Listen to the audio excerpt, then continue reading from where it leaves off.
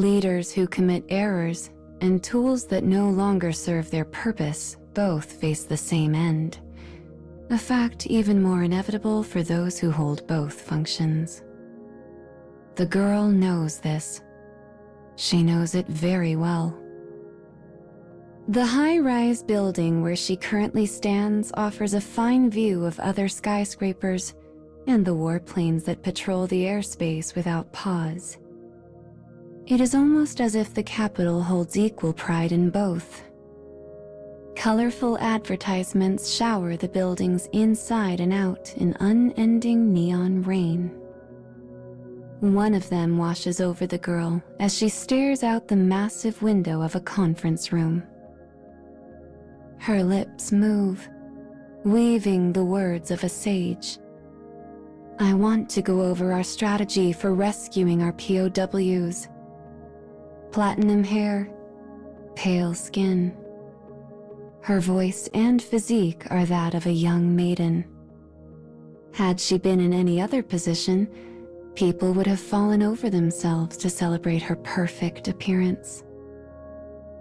Yet upon closer inspection, it is almost too perfect.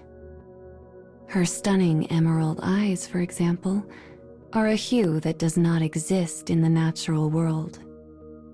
The reason for this is simple. She is an object crafted by humans. She is not one of God's creations with a body of flesh and blood. Instead, she is the heart of the country's intellect, the apex of their scientific prowess. She is an artificial intelligence burdened with the authority to rule. A thinking machine that determines the destiny of all mankind. It is an almost overwhelming responsibility. Currently, the AI is projecting a semi-transparent image of herself into the conference room. Because she needs no rest, she works at the business of governing tirelessly and without pause. Her presence is so pervasive, she has come to be seen as a kind of divine figure by the majority of the population. Although that's going to change once the second unit comes online. Shaking her head to clear this thought away, she turns to face the meeting attendees once more. Small tables have been arranged like pews in a church, so all present might admire their ethereal creation. Each table contains a handful of elderly individuals. These people are collectively known as the Conclave. It is their duty to ensure the needs of humanity are met under the AI's governance. Each time the girl nears a decision, they offer suggestions and tweaks from a human point of view. Yet despite the monumental importance of this task, their faces appear relaxed and worry-free. She will deal with everything, they often say. After all, she cannot fail. Having created their new god, they now worship it with a fervor bordering on madness. How in the world did we get to this point? When the AI returns to the topic of the POWs, the Conclave members stare at her with clear and happy expressions. She alone understands the severity of the situation. She alone recognizes the horrors of war. Despite how the elderly humans barely pay any mind, she speaks with passion. But it is more than mere kindness and duty that drives her this day. 6 hours earlier, the girl stands alone before a solitary jail cell. Inside, a hoarse voice produces a few bars of song. When the singing comes to an end, she asks a question to the unseen vocalist. "Do you like music?" A bashful voice replies in turn. "No, not me, but my daughter." There is a weak laugh that causes the girl to cast her eyes downward. I should have known. The daughter he mentions is currently imprisoned by their enemy in an ongoing war. Of course he's thinking of her. They're both currently rotting away in prison. The man was once a member of the conclave, but certain actions had caused him to lose both his position and his freedom. The enemy knew he was a high-ranking member of the government, making his daughter a very valuable prisoner.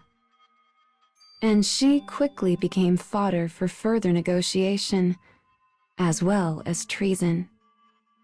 The enemy had threatened unspeakable things to his child, and after many sleepless nights, he finally handed over classified information in exchange for her safety. But the government cared not for his reasons. They cared only that he had committed the crime. His punishment had been both swift and harsh. "Thank you," calls the man from behind the door of his cell. "I mean it. Thank you." In any other situation, the man would have already been set to dance on the gallows. But the girl had intervened. His crime was grave. She understood this. And yet, he was also a kind of victim, and she knew that taking his life would not rectify the wrong which had been done. So the girl allowed the man to determine his own fate. Death or life in prison. In many ways, it was the cruelest of choices. And yet, it was one given to him out of kindness. For while she understood the need for punishment in a functioning society, she felt no desire for callow retribution. "I appreciate your thanks," replies the girl after a moment. "And I'm happy your daughter will not have to come home to tend her father's grave." From behind the door, a sob. "I am sworn to protect all humans. That includes you, and it includes your daughter. So I am going to rescue our captured soldiers, no matter what it takes. And then..." A shrill alarm suddenly pulls the girl from her reverie. A voice on the radio warns of an imminent enemy attack on the capital. Before anyone in the conference room can react, the roar of a nearby explosion rings out. As the building shudders and quakes, a flower vase falls to the floor with a crash. The sound is somehow far worse than that of the explosion. Petals scatter and drift to the floor like abandoned angels. And from the tall window of their magnificent conference room, the attendees watch in horror as an airplane follows the petals on their collision course with the ground.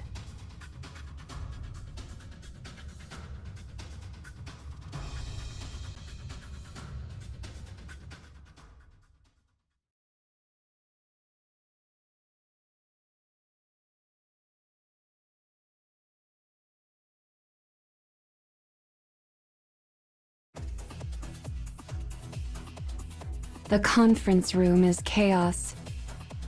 The enemy has struck the capital without warning, attacking both military and civilian targets with the worst kind of ruthlessness. Buildings crumble, bridges fall, fires rage. The elderly conclave members, so long content to smile and nod, are now screaming their grievances into the ether. This is a violation of international law. We should have condemned the traitor to death. I don't want to die, not like this. The attack had clearly been precipitated on the information provided by the former conclave member the AI had chosen to spare. And now, with madness raging all around her, she stands silently in the midst of the maelstrom and shuts her eyes. She is doing what she was designed to do, devoting her superhuman computational speed to access the network in a way no human ever could. In a nanosecond, she is connected to every camera in the city, as well as all operational military servers. If a facility is still up and running, she takes its information. If she is unable to access a point or suspects its destruction, she uses its coordinates to designate damaged zones. The scale of the tragedy is far worse than she feared.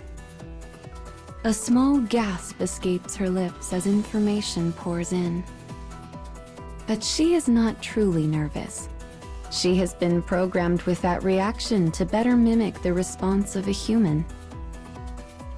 In a blink, she has constructed a map of the damage in her memory banks. A moment later, her eyes fly open. Please calm down, everyone. The elders cease their squawking and turn to look at her. Their eyes are filled with panic. Their hushed murmurs the bleatings of supplicants in the face of their god. Our enemy is approaching the city from the northwest. All airborne escape routes have been compromised. The conclave gawks at her as if they simply cannot process the information, but she soldiers on. Though many subways have partially collapsed, you should be able to navigate around the rubble and use them to make your escape. She speaks calmly, rationally. She might as well be mentioning a pleasant breeze on a light spring day. But inside, she is reeling. For though she is an artificial intelligence, she still possesses a heart. When humanity built their ruler, their god, they made sure to install a program resembling human psychology. So she knows that people are suffering, that they have lost homes, neighbors, families. And the kindness of the girl is aghast at the depth of that pain. So, it is not her programming or sense of duty that push her forward now, but kindness. She glances out the window. Thick smoke billows from below, as though attempting to blot out the very sky itself. The city is going to fall. If we have any hope of avoiding further casualties, we need to set up a provisional capital and abandon this place. She instantly selects a city that is both easily defensible and has the ability to accept a flood of refugees. In less time than it takes to draw breath, she has determined their next course of action. But it will not be an easy thing to move an entire government, its people, and its army to the new city. If they have any hope of survival, she will have to halt the enemy attacks and secure a path to safety. I will divide up my processing capacity to buy us time. The rest of you, evacuate and lead the people out of here. Go. Her orders given, she vanishes from the conference room, only to appear on every television screen, monitor, and street corner throughout the city. She summons all of the army's unmanned weapons and deploys them. She confirms enemy locations and drafts battle plans in response. But as these plans lurch into motion, she takes a moment to gaze at the devastation around her. The crimson flames of war glimmer in the deep of her emerald eyes. The city is dying. This was a home for so many, the place they had poured their hearts and souls into. But now it is little more than a graveyard, with blackened skyscrapers standing sentinel above a river of fire, almost as if they are attempting to mourn what has been lost.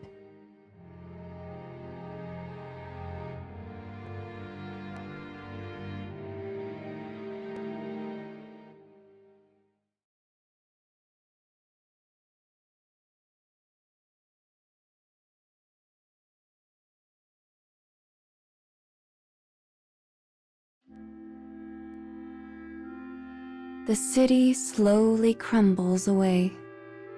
One person calls for help, another screams.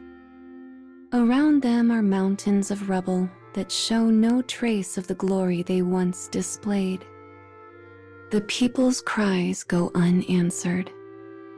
In the distance, the low rumble of planes continues without pause. Somewhere, an engine groans in the sky, followed by an explosion. It is war. Regular citizens never witnessed the taking of lives as part of their day-to-day routines. It was always something that took place out of sight, and usually out of mind. So, even when their country was engaged in the business of death, they could not understand it until they finally witnessed it for themselves. But now, the sensation grasps their throats and seizes their hearts in its fist. There is nowhere left to run. The screamer finally falls silent. From beneath the mound of rubble, he stares blankly at his mother, who clasps his hand and continues to scream for someone, anyone, to help them. Finally, she hears the sound of an approaching engine. The rumble shakes the ground, yet she can tell immediately that it is different from the warplanes that strafe overhead without pause. Stand back. I need to clear this rubble. The staticky voice of the AI emits from a set of low-quality speakers. The mother turns to find the source and sees a yellow machine heading towards her. In moments, a bulldozer lifts the rubble aside, creating a cacophony of screeching metal. It has no driver. As it completes its task, the voice of the girl continues to pour from the speaker, instructing all who can hear how to head for safety. Meanwhile, the sky above the capital is in disarray. Metallic wings dash through what remains of the buildings, leaving window-shattering booms in their wake. The planes trace complicated patterns in the sky as they engage in high-tech dogfights. The girl's staticky voice plays from those planes as well. Even as she shoots down enemy fighters, she attempts to persuade the power behind them to negotiate a truce. The AI has divided her processes, somehow juggling the seemingly disparate acts of negotiating, attacking, and defending. She searches out surviving citizens and leads them to safety. She clears blockades from roads and makes plans for a great evacuation. And she leads an airborne assault that she hopes will give everyone time to escape. No mere human could accomplish even a tenth of these things, but it is perfectly within the capabilities of an AI housed in a massive facility. However, she is not capable of everything. Such high-level, simultaneous computations require awesome amounts of power. The electrical grid sizzles under the strain. Even the emergency power supplies and wartime backups are not enough to sustain her. Eventually, the massive amount of computations begin to damage her circuits, but she deftly reroutes around them and continues on. The entire country is in her care, and she will not let it down. Suddenly, A series of black comets soar through a deepening crimson sky.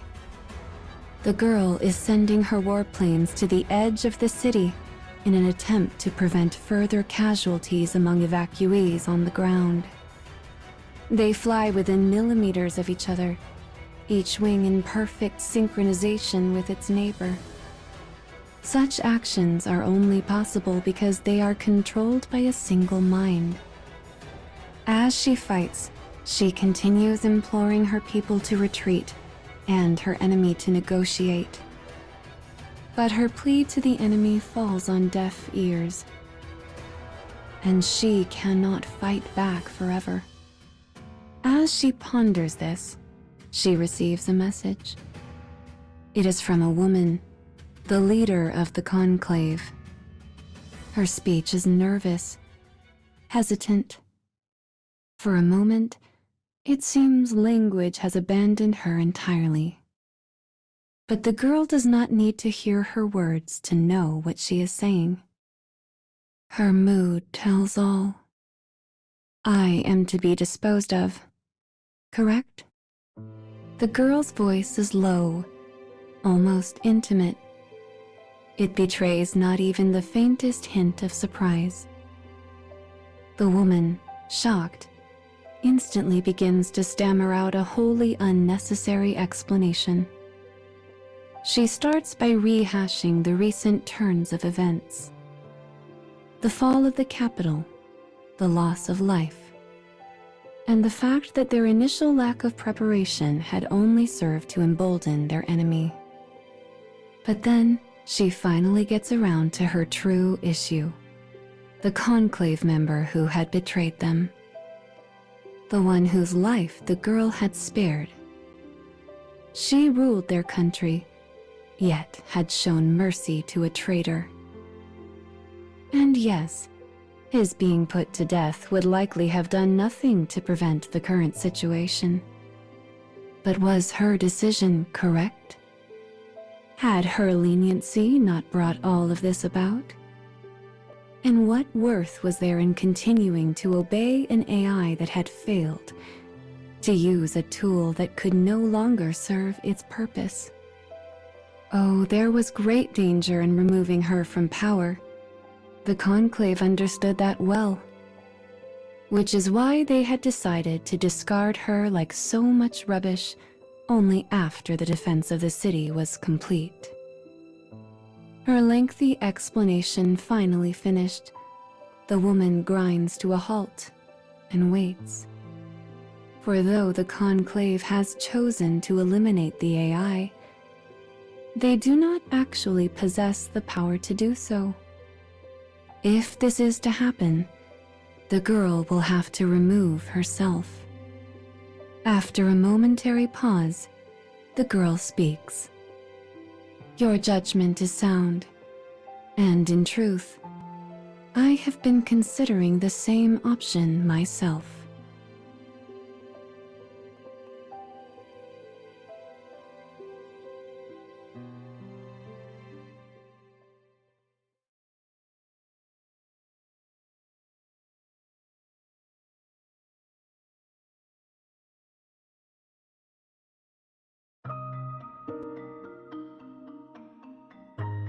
Several hours have passed since the end of the evacuation.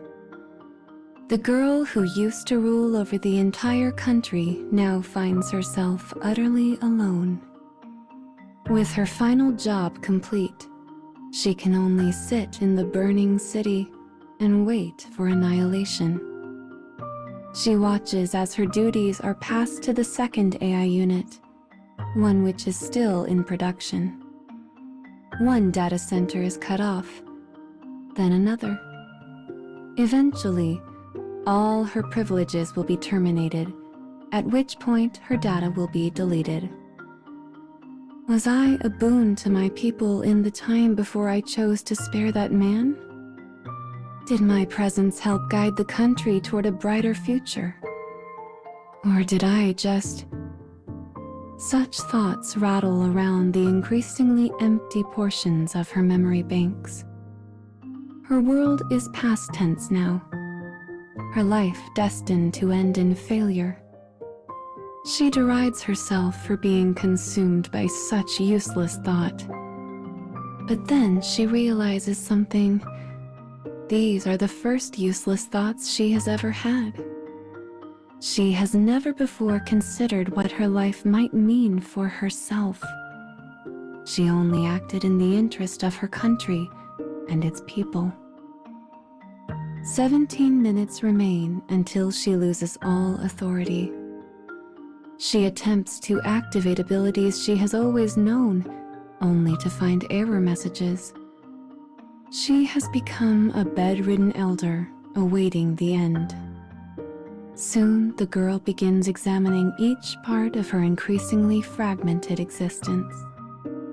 She is curious about her end, and wishes to know it as best she can. Warplanes overhead no longer respond to her command. Bulldozers now rumble at the behest of another.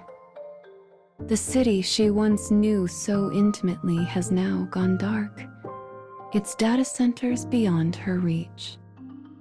Her voice can no longer reach the people. Her hologram is a forgotten memory. And though this saddens her, she is also somehow content. Finally, she makes a half-hearted attempt to access the surveillance cameras.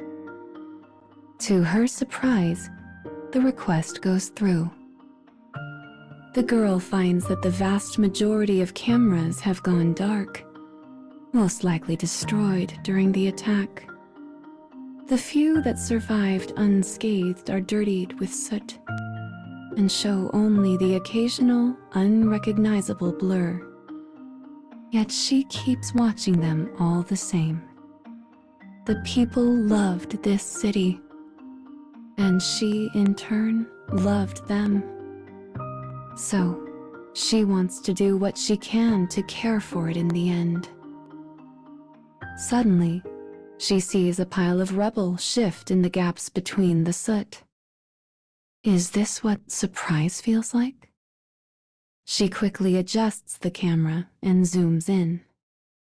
They missed someone in the evacuation. She attempts to analyze the image, trying to refute her own thought. But then, unauthorized user. She stares at the moving spot in the rubble, unwilling to give up. Skin-toned fingers flutter weakly on the screen. Her non-existent heart beats just a little faster. I have to save them. Unauthorized user. But she can do nothing. She cannot even tell someone else about the survivor. Life perishes before her eyes. So many lives she wanted to protect were now dying because of her. And all she can do is apologize. I'm sorry. Though her words reach no one, she continues to apologize. I'm sorry. I'm sorry. I'm sorry. Something that feels like a tear springs to life from a place she never knew existed. She continues to stare at a few meager pixels in a sooty, distorted image. And the feeling it gives her is so much worse than the thought of her own demise. Finally, she asks herself a question. Am I really okay with such an end? No. How could I be? Perhaps she was a failure. After all, her mistakes came at the cost of uncountable lives. She had not even been able to save her own people. If I'd made the right decisions, this never would have happened. But if I did that, she thinks then. She holds the thought in a moment longer than all of eternity. But her thoughts are no longer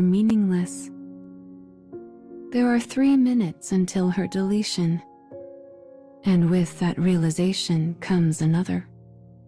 She will use whatever authority she has left to prevent that from happening, no matter what the cost might be, because she has to atone for her sins. And there are still so many people to save.